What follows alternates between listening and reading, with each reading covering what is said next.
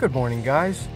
Today we are going to do a Evertune setup and restring.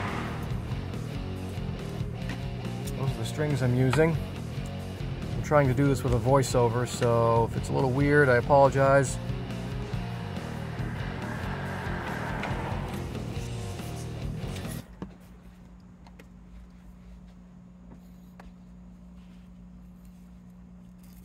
Here we have the basic way to put strings in, just like any rear loading guitar, one at a time through the holes in the back. That part's pretty self-explanatory. I took the cover off just so we could see what that giant Evertune system actually looks like.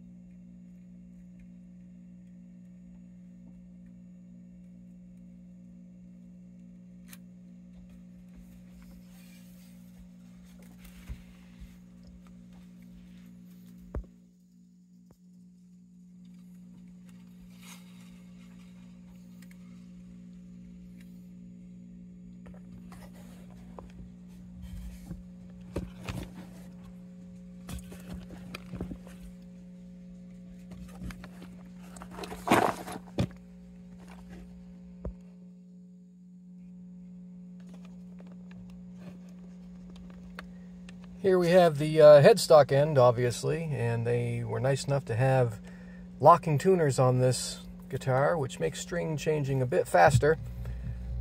Doesn't really make a difference with an Evertune, though, because the idea is that the strings are always at proper tension. So you don't necessarily need locking tuners, but it is nice to have locking tuners.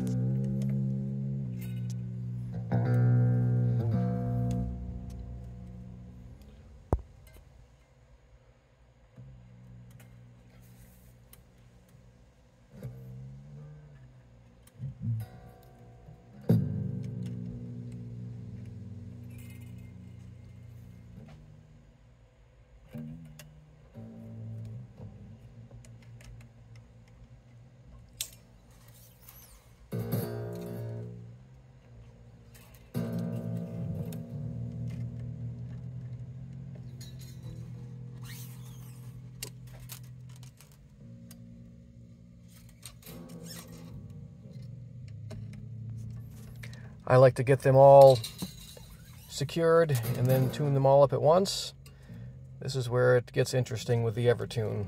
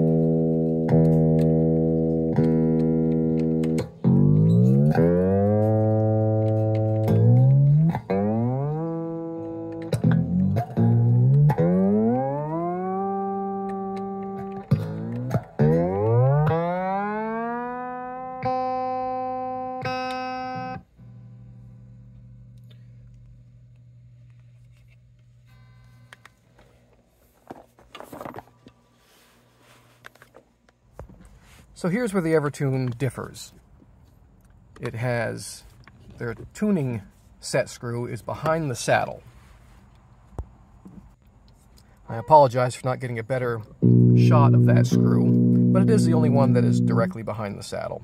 It takes the same 2.5 millimeter that all the other screws on this bridge take.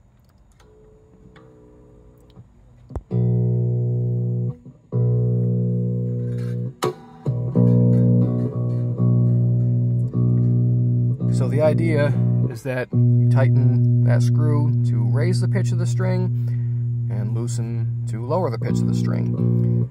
You do have to kind of jump back and forth between the screw and the tuning machine to keep it balanced in that zone 2 area. It's a little weird at first, but you'll get the hang of it.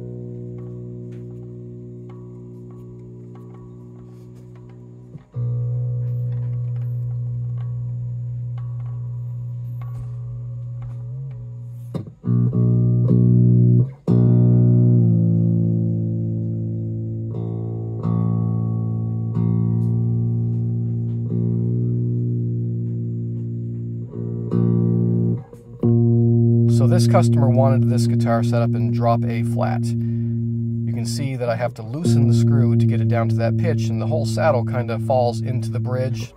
It doesn't really fall into the bridge, but it lowers into the bridge. Then you have to use your tuning machine to bring it back up to where it was to get in that zone 2 area. Some people think that these are the string height because when they turn them, they see the saddle drop immediately. The height strings are the ones on top. So you just kind of have to go back and forth, get it to where you think it is, test it, go up or down, test it. It's a little bit more of a process, but once it's in, it's in.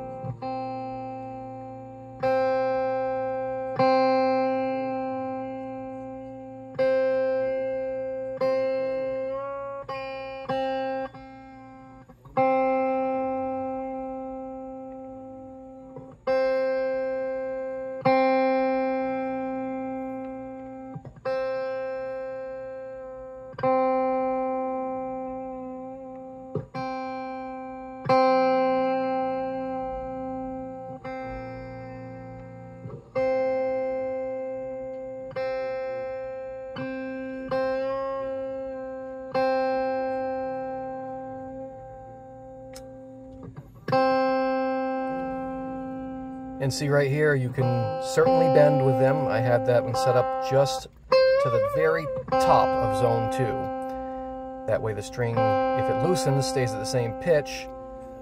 But if you tighten it by bending, you'll be able to actually bend the note. You can set these up so they won't make any change at all. You can bend them across the board and the string stays the same pitch. Don't know why you'd need to do that, but you could set your bass strings if you don't ever want your bass strings to go out. If you do a lot of chugging, that could be useful, I guess. But yeah, that's pretty much it. Hope you guys like the video. Do all the YouTube things, and we'll catch you later. Thanks!